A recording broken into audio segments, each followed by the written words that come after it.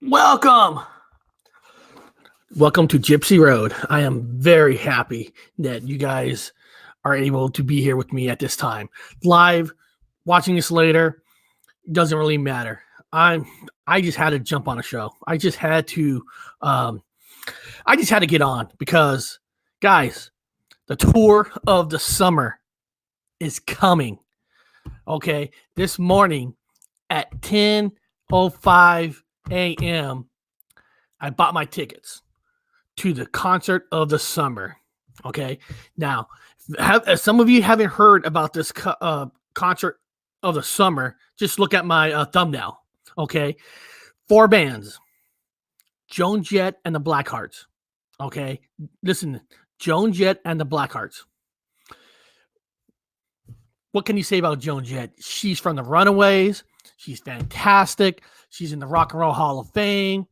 You know, she's opening up the show. And then you have Poison, who just knows how to rock the stadium, that knows how to work the crowd. Motley fucking Crue. Motley Crue is back. Okay, they're back, and that is just freaking awesome. You know, and Def Leppard. What more can you say about Def Leppard? They've done everything you can imagine. I mean, guys, this is a tour. I mean, I'm excited. The tickets went on sale, and I bought me 2 tickets. And when I jumped on Ticketmaster, because they went on sale this morning, almost all the seats are almost all already gone. It's like, man, how many people have early access to get in? But let's just think about it. Joan Jett, Poison, Motley Crue, Def Leppard. This is freaking awesome. I'm going to tell you why this is awesome. Okay. Now, it's not because the 80s, 70s, 80s, 90s. Okay. It's nothing about that. Most bands, these bands were never even in retirement. Okay. These bands were not even in retirement. These bands could do tours by themselves, headlining tours. I mean, Def Leppard does a tour almost every year, and they're always up here. Motley Crue could just tour by themselves. Poison, Joan Jett. But to join forces, that's a hell of a lineup, guys. That is one great show. I've never seen a concert at a baseball field called T-Mobile Park. Never saw a concert at a baseball field. I seen it at a stadium, the football stadium. Seahawks, where the Seahawks play in. But I've never seen these bands together, at a baseball field. And let's just think about it, guys. Think about this. Another thing that a lot of people ain't talking about, this group, it's all original. Now, okay, Def Leppard had a guitar player, Steve Clark, who passed away. I can't remember what year, between 92 and 94. Okay, and they got Campbell, who took over. Has been in the band for over 20 years. Okay, so this is the original group, guys. All these are original. Now let's talk about these bands. I mean, let's just start from Joan Jett. I mean, people forget that she started with a punk group, the Runaways. And I know if you're listening to this, you know who the Runaways are, right? They sing the famous song Cherry Bomb. Okay. Now, she wasn't the original lead singer of the Runaways in the beginning. She was just the guitar player, or it was the bass player. God, I can't even remember, But man, guys, but I do have I'm going to have to call this a Mandela effect with Joan Jett, because I know I have seen her live once before. I know I have, but I can't remember where and when. It's like I have images, but I literally cannot remember. Usually I can remember most all my concerts, but hers, I don't know why I can't. Only thing I know, I could have sworn I seen her at the Fresno Fair. I remember seeing her at the Fresno Fair, but I don't remember. It's the strangest things in the world. I know I've seen Joan Jett, but I have no memories of seeing Joan Jett. I have to call that a Mandela effect. I really do, because I know I've seen her. Okay, so I'm really excited to get a good refresh memory to see her live because she's a Rock and Roll Hall of Famer. Well deserved. My opinion, she should have been in the Rock and Roll Hall of Fame even sooner. I mean, Def Leppard should have been in a Rock and Roll Hall of Fame, not just last year, like 10 years ago. But let's just go for it. Joan Jett, I mean, that's a hell of an opening act. Okay. Then you got Poison. Now, Poison holds a special thing in my heart. I'm going to tell you why. Trying to remember, I was in junior high, going to a concert, right? My very first ever concert at an arena, very first huge concert. It was the Rat undercover tour. Okay. Dancing Undercover. It was the Rat. Okay. Now Poison opened up for Rat. That was my first tour. Okay. I remember going to my very first concert on this big screen, not a big screen, at an arena. And the very first act I ever seen on stage was Poison. That's when I was like, holy shit. I mean, I heard these music on albums, but this is what it's like live. I mean, they were the first act who ever hit on stage. Now, you got to remember something. Now, for most people nowadays, for young people nowadays, going to concerts, it's not a big deal. It's not. It's not where back in the 80s and early 90s where going to a concert was an event. It was like you get your friends together and you get excited. You start drinking some beers, get drunk, and it's an event. Nowadays, it's not really an event. Most people go to bands concert nowadays know maybe just one song. And there's some concerts shows I heard that once the crowd hears their one song, they leave. Weird. It used to be an event. Okay. Poison was the very first band I saw on stage. Now, back in the 80s, that kind of music was different nowadays. It was considered the devil's music. Kind right? Even Poison. I can see where Motley Crue could be considered, the devil's music or the shadow of the devil. I can kind of see a link there, but it was considered devil's music. And back then you couldn't just really say, I'm going to a rock concert, because people look at you like, oh my God, you must be a metalhead. It's like, okay, metalhead. Hey, I'd rather be a freaking metalhead than a freaking New Kids on the Block fan. I mean, my God, I said people just look down at you. They look at you like you're street trash. Nowadays, you can go to any concert, nobody looks at you street trash. You just, you're just young. But back in those days, man, you took a lot of shit. If you're going to these kind of shows, and what's nice about these shows is it felt like those days you're going with your friends, even though you don't know the people at these stadiums. You're all there for the same reason. And the main difference between going to a concert in the 80s and going to a concert now is back then, right? You buy a ticket, it's all general admission, all of it. You could go anywhere in an arena. I went next to the stage. I saw Poison and Rat right there. Now, if those bands were like, same age back then and they're playing now, to me, to be in the front, instead of paying that $20 or $25 or whatever the ticket was back then, that same ticket nowadays would be like $880 just to be in the front. And you just really can't be in the front. Most of these shows now got chairs. So it's not like you can really crowd, punch your way through, squeeze through, really earn your spot to get into that show. Okay. So nowadays that's totally different. So that's one of the best things about the 80s, where you buy that one ticket. And now the complaint is, why the bands got to do this? Why, the $880? And somebody asked me that, because it's just not fair. Are the bands, trying to screw you? I'm going to answer that question. No, the bands are not trying to screw you. We, the fans, ourselves, have screwed ourselves. How? Illegal downloading. When Napster came out, album sales crashed. Okay, we used to have Tower Records, a record store where you buy albums, crash, bankrupt. Selling albums bands used to make their money by selling the album. So the concert was to promote the album. And that's where the money came from. Now think about it. If you're a band, nobody's buying the albums because you can steal it illegally now on the air. Of course, now that you just pay $10 for a service, you get all the music you want. So these bands, they're just like us, guys.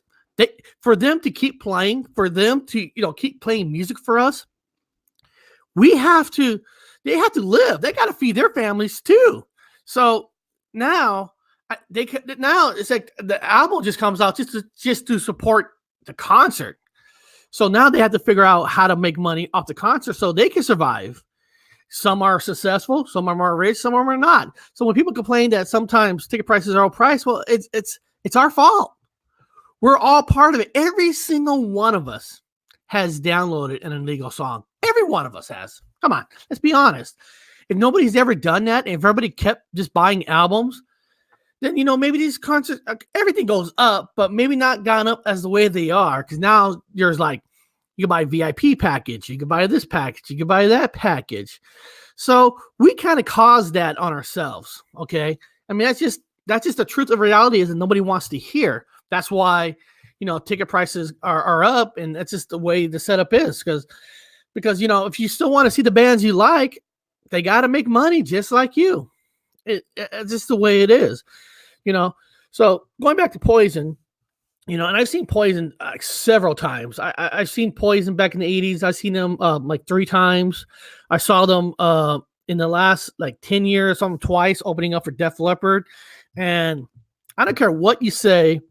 And I know it's easy to make fun of people because people make fun of everybody nowadays. It's kind of, everybody's like, Poison, that's an 80s hair band. And I hate the word hair band. Get the fucking hair band words out of here. Bands in the 70s had hair. Come on. So give me a break. I love CCR, but there's a time that every CCR had long hair. All right. There's a time I saw John Lennon was growing out some long hair. So the hairband word is just stupid. Poison is a good ass rock and roll band. Okay. I remember I went to Starbucks in Seattle and I was telling a person I just went to a Def Leppard concert with Poison. Like, Poison? I go, listen, before you going to come up and say something to trying to bash Poison, watch them live first. Watch them live. You will change your mind because the band is a band that performs on stage. That's their magic. Bret Michaels is probably one of the best frontmen you could ever have for a band. I mean, he knows how. A lot of bands have good frontmen. Vince Neil's good frontman. Joe Elliott. They're all great frontman, but Bret Michaels has that little extra magic. He knows how to talk.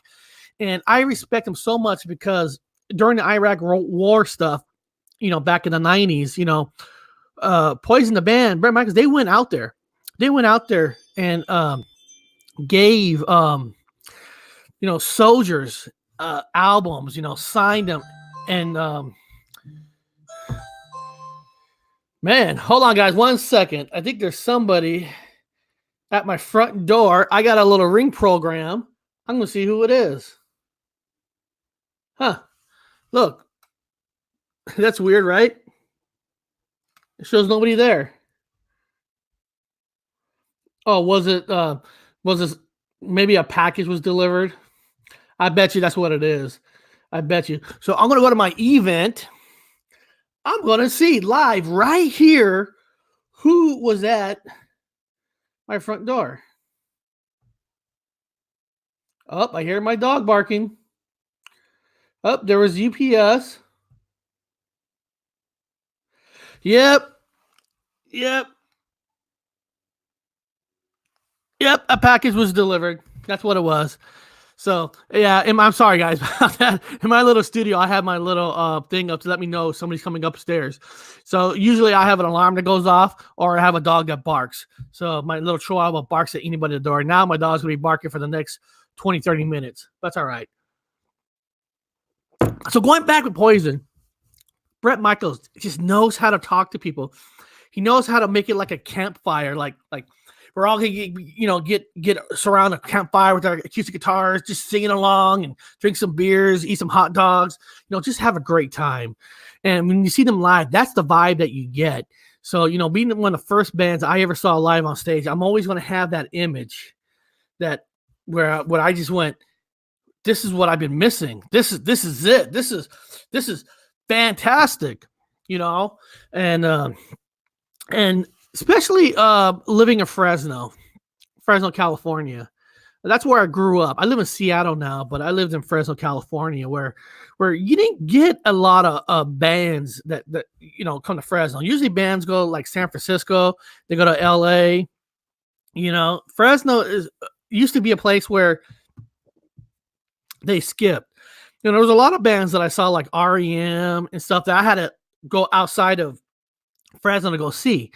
So sometimes that's why it was like so special when a band comes to like Fresno. It's like an event, So Poison will always have something special here because the first act I ever saw, and Bret Michaels just what a hell of a front man. I mean, he is one of a kind. Now I'm just going back here. I'm just checking my screen here just to make sure that if somebody's watching live, want to leave a comment about any thoughts that you had with these bands, just post a comment. And then you go to the next band, Motley Crue. A true Sunset Boulevard, LA from the gutter band that didn't give a fuck what anybody says about them, and they're gonna play whatever they want to play. Shout out the devil. Too Fast for Love. I mean, what you got with Motley Crue. A band that don't give a shit. They're going to do what they want. I mean, Tommy Lee's one of the best drummers in the world. Vince Neil had that voice. And, and Mick Mars, I mean, know what kind of disease that Mick Mars has that has the effect on his back where his bones just like almost like seal.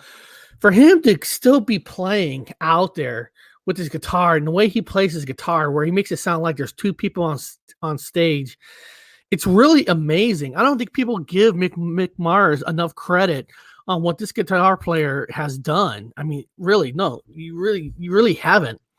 It's amazing what this guy has done, and wow. I mean, it's just awesome. And I love the Dirt. If you haven't seen The Dirt on Netflix, guys, you got to watch The Dirt. It's a great, fantastic rock and roll movie. And we know some movies, certain things are fabricated and stuff like that. But a lot of this movie is supposed to be true, what they've gone through. Of course, they put a lot in a short movie, but it's perfect sometimes. Because sometimes you don't want to, like The Irishman was 3.5 hours, too long for me. I thought it was boring, too long. The Dirt was just like an hour, 30 minutes. It's fast rock and roll. Got the information there, and it's amazing on what those guys really went through.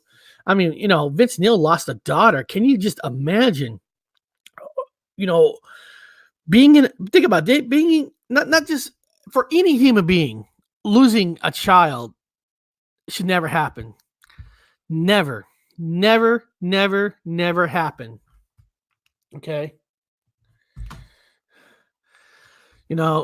Life sucks that way.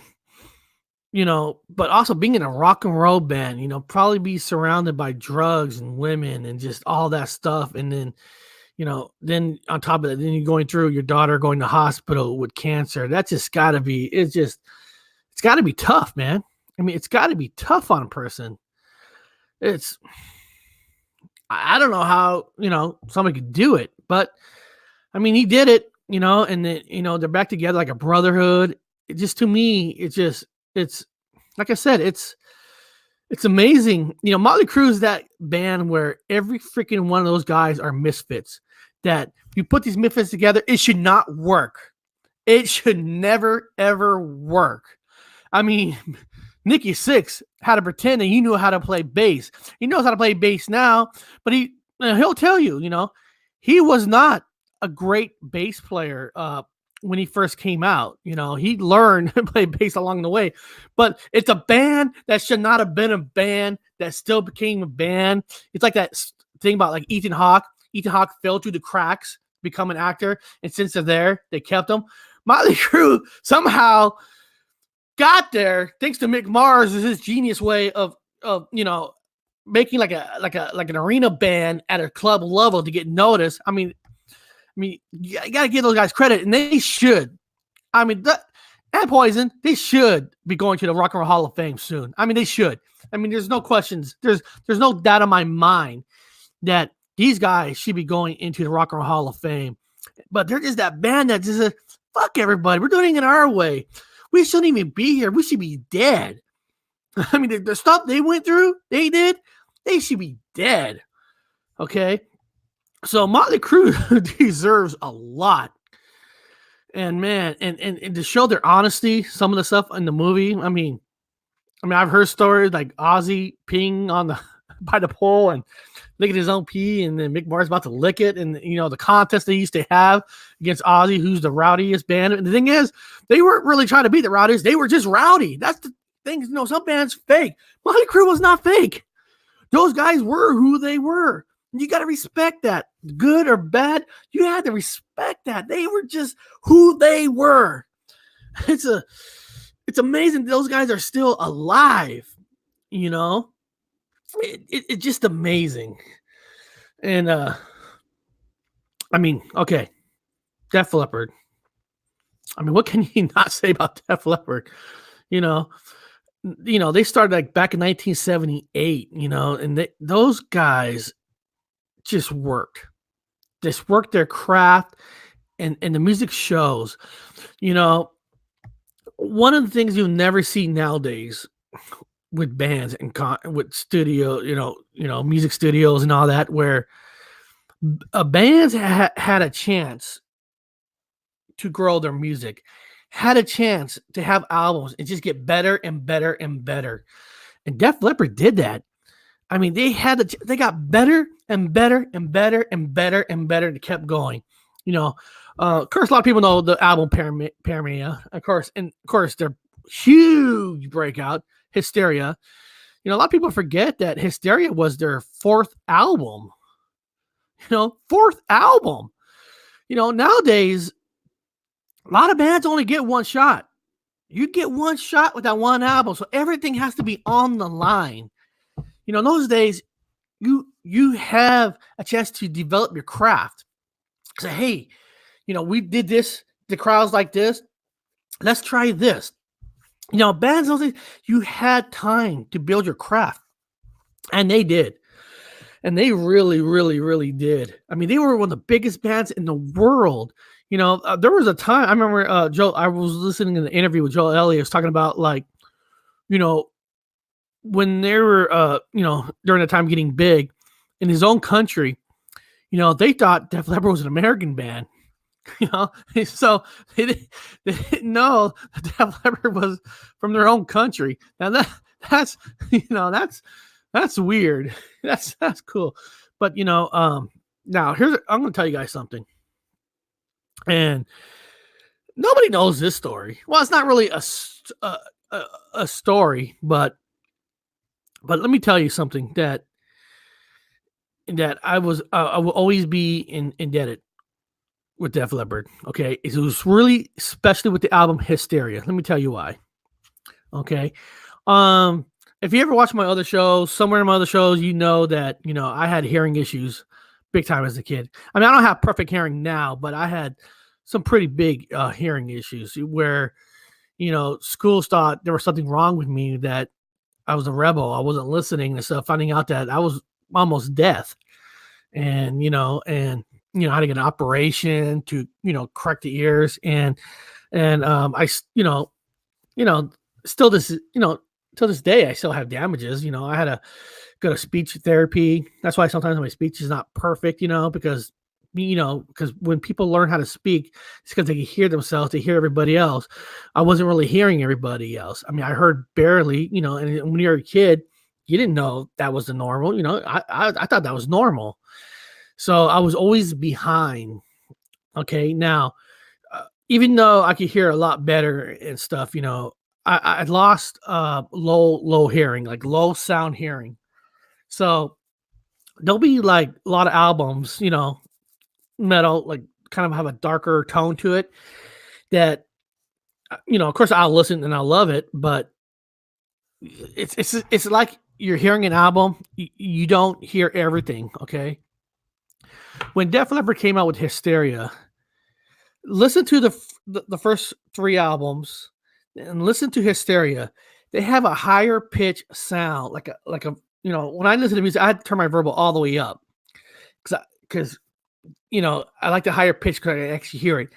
It's like the electric drums, the sound, the way they're playing. I don't know what kind of equipment they were using. I'm not an expert in music equipment, but their music had a higher pitch sound. And I remember listening to it the first time. It was like I could hear everything because everything was such a higher pitch. I could hear everything. I heard like all the guitars in it, the bass. I mean, I could hear the drums, especially and it was like, my God, I know people say they felt an album was made for them. I really felt this album was made for me, not just physically, yeah, physically, but medically, yes. I'm serious. The Hysteria album is like an album for people that has hearing issues because the high pitch. I know you're thinking I'm crazy. I know you think I'm crazy, but you got to trust me on this. Listen to the first 3 albums and listen to Hysteria. Okay, then Adrenalize came afterwards, had that same high pitch, and it was just like I heard every part of the music, and I could hear it. I hear it all, and I mean, like I hear all music, but sometimes when it's so low, I know it's there, but it's not the same. It's guys, I know it's hard to explain. I never told anybody, this. This is actually the first time I actually saying how the album helped me. I didn't, even though I still turned the verbal, the tribble. I'm sorry, the verbal, the tribble. Okay, and I turned the tribble. It was like the first time I actually heard all music, every sound, and it was just I don't know how to explain it. It was something special, and they did that for me. I mean, they did that just for me.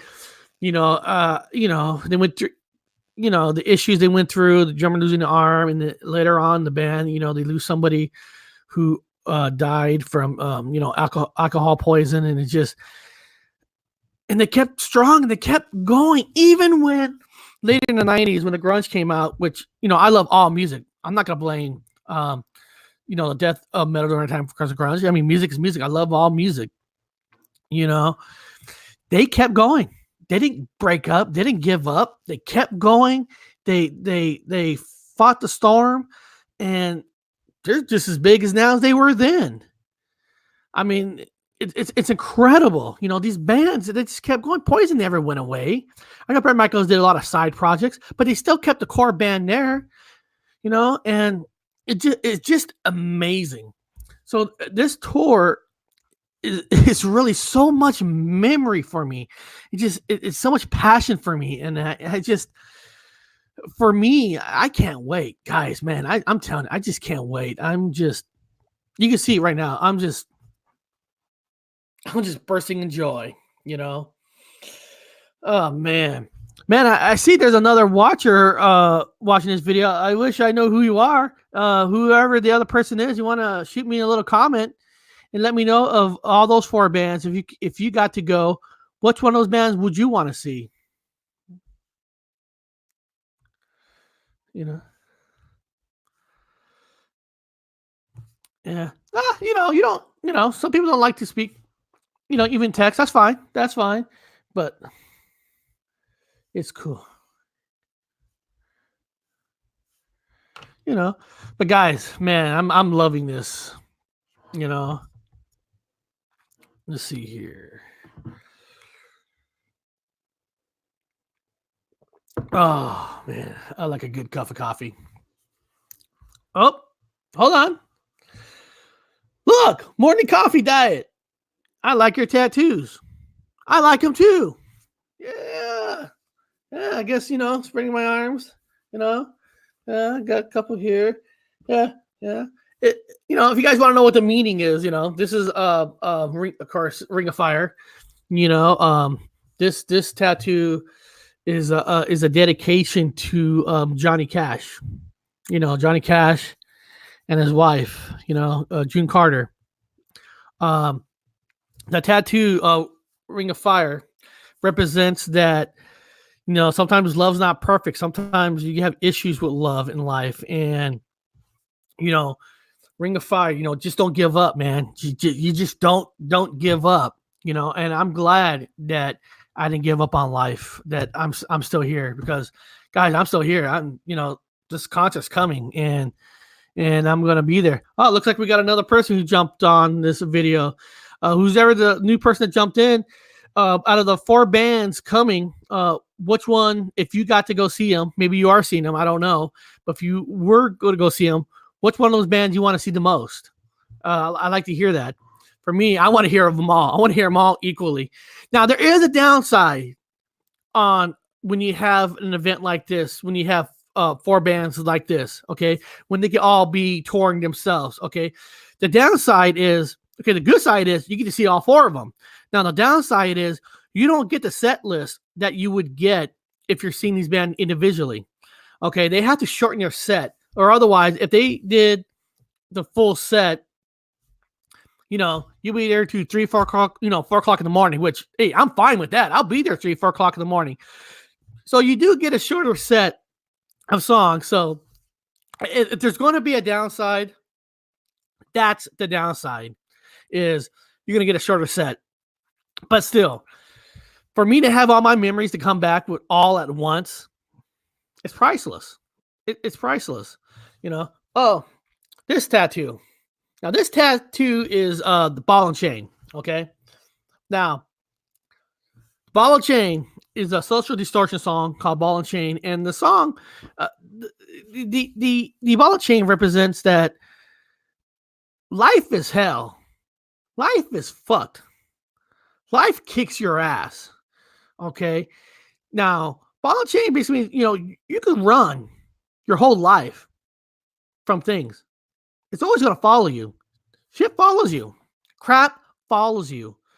So I look at the Ball and Chain and realize that when something bad happens, don't run from it, man. It's gonna catch up. Shit happens to every single one of us. I'm laid off. I got laid off. I could sit there being depressed, drink alcohol all day and say, woohoo, how come the company laid me off like this? But you know what? They laid me off. Taking the opportunity to let my body heal. Like I sound 46. I put a lot of abuse on my body, working in warehouses. Let my body heal, and and go to these concerts. Have a good time, and realizing that what, I'm gonna make through it. I'm gonna find another job. Life might have kicked me down right there, but you know what? Like I said, Ball and Chain, what running away is gonna do? What's moving to another state? What's drinking 24 packs of cans a day? Don't get me wrong, I like my beer. Okay. But I'm talking about getting drunk on purpose to numb that pain. What's this? I saw REM and the Spice Girls and the Foo Fighters. Cool tattoos. REM. God. What year was it? I can't remember if I was in high school or a couple years after. It was like 1994 when REM came out with the album Monster, the Monster album, the Orange album with the song What's the Frequency, Kenneth? Now, at that time, what a lot of people forget about REM is at that time, when they had the previous album, Automatic for the People, and then their Green album, they stopped touring after the Green album. That song, and then they came out that hit song, Lose My Religion, where that song just hit everywhere. Where you think, they're going to tour on that song. They didn't tour. They didn't tour for 5 years. And I remember there was an announcement, REM's back. They had the opening act, Sonic Youth. Sonic Youth, that's a good band. And we had to go to, wasn't Tower Records, it was like the Warehouse. Was it called the Warehouse? Warehouse Record Store, because the online wasn't there yet. You couldn't go online. You could try to be on the phone, but cell phones weren't really there. So when you're on the phones, I remember when Garth Brooks came to Fresno, Garth Brooks broke the phone systems, where for almost half the day the phones went down because everybody was calling to get Garth Brooks tickets, because nobody comes to Fresno. Now REM didn't come to Fresno. They went to play like San Jose, and we went to the Warehouse. We bought our tickets, and because we had to go see REM. I remember we got in line, we found out they sold out, but then they added like 2 more shows, and we were able to move time. By the time we got up there, within an hour, the second show sold out, but the third one was still there. And we were able to get tickets, and I guess they sold that out, and they added a 4th. So that was a fun trip. That's like I said, back in those days, man. Going to these concerts were they were a show, they were an event. Well, Motley Crue, the Dr. Feelgood tour, it was like 1992, and I remember me and my buddy named Jeremy Brown, we went to the concert back of a truck. Now, back in those days, you could ride in the back of a truck. You could ride back there. You didn't have to have seatbelts, right? So we rode in the back of the truck all the way there, and we were just drinking. We're still in high school. I know we were under 18 and stuff. Going to Motley Crue, and by the time we got there, we were fucked up. I mean, we were so drunk. We got out of the van, or back of the truck, not a van, back of the truck, and we puked. We were so drunk, we puked. And I remember they had an opening act, Faster Pussycat. But by the time we got in there, because we just stayed in the parking lot drinking, Faster Pussycat just finished with their last song. It was like their rap song. I can't remember the name of their rap song. And so we were messed up, And a lot of times when you throw up and messed up, that's usually when you're ready to go pass out. No. Somehow, right when Motley came on, you got re-energized. And man, when they had like those girls swinging on those ropes during the Dr. Feelgood tour, you're like, holy shit, this is fun. This is because Motley puts on a show. They put on a show. I remember seeing I can't remember what year I saw the Motley Crue tour. It was they actually had Poison open up for them.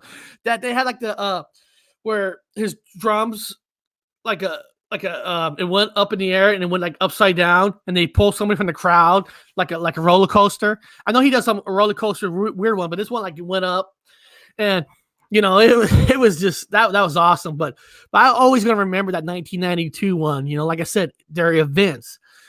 It's like you're going to a big party.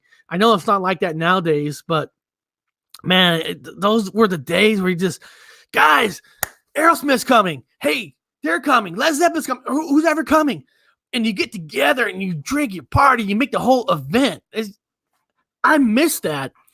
Sometimes I hear myself, oh, I'm going to concert tonight. I'm like, oh, you are? Who are you seeing? I'm seeing this. Like, now it's like, oh, I'm just going to a concert. It's like, wow, man, if I was going to a concert I knew about it, I would be talking about it in an event.